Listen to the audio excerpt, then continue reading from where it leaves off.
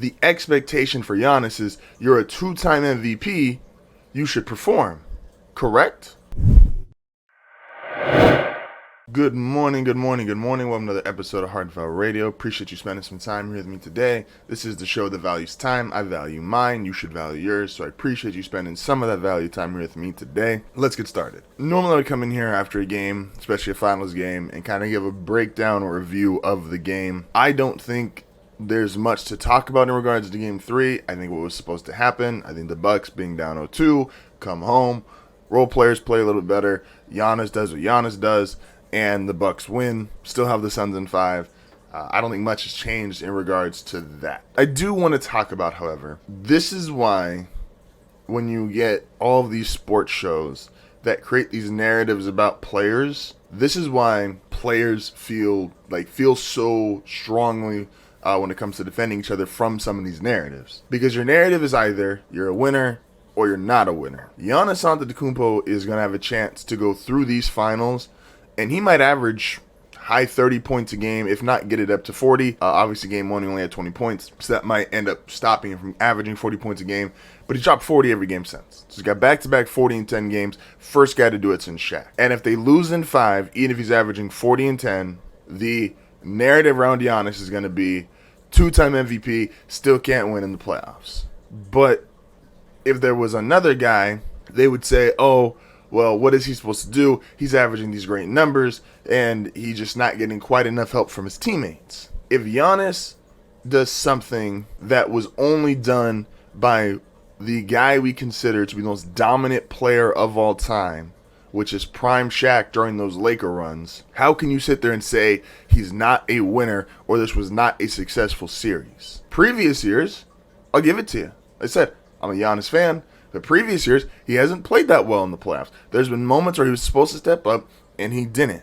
I'd give you that. But if this is what he's going to do, which is be a 40 and 10 guy, be a all-team first defense guy on that end of the floor, what more else is there for him to do? What more can you realistically expect out of him? I was talking with some friends this weekend about gas prices. Gas prices in California, they're an arm and a leg. They're $4 to $5 right now.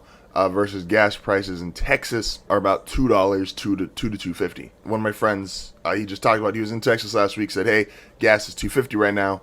And the other one said, man, that's expensive for Texas. Now, the other friend, he's originally from Texas. He's been there when the gas price is like $1 to $1.50. But when you come from California, your expectations are, I'm expecting to pay $4+ for gas. So if I see $2 to $2.50, I think that's really cheap.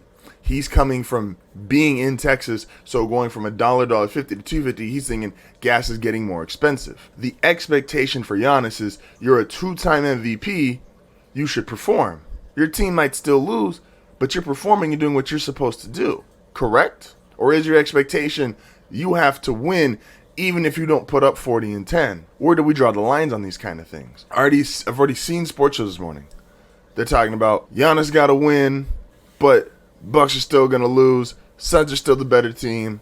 Of course, the Suns are still the better team. What is your expectation of Giannis? What are you expecting him to do? Giannis can look across or can look on the other side of the court and another guy, Chris Paul, who's in year 16, who's put up numbers, who's got all team for his defense, who's been in MVP conversations. He doesn't have the two MVPs like Giannis. At different times, he wasn't considered a winning player. He wasn't considered a great playoff performer, even though early on in his career, his playoff statistics were better than his regular season numbers. He elevated himself in the playoffs, which very few guys can do.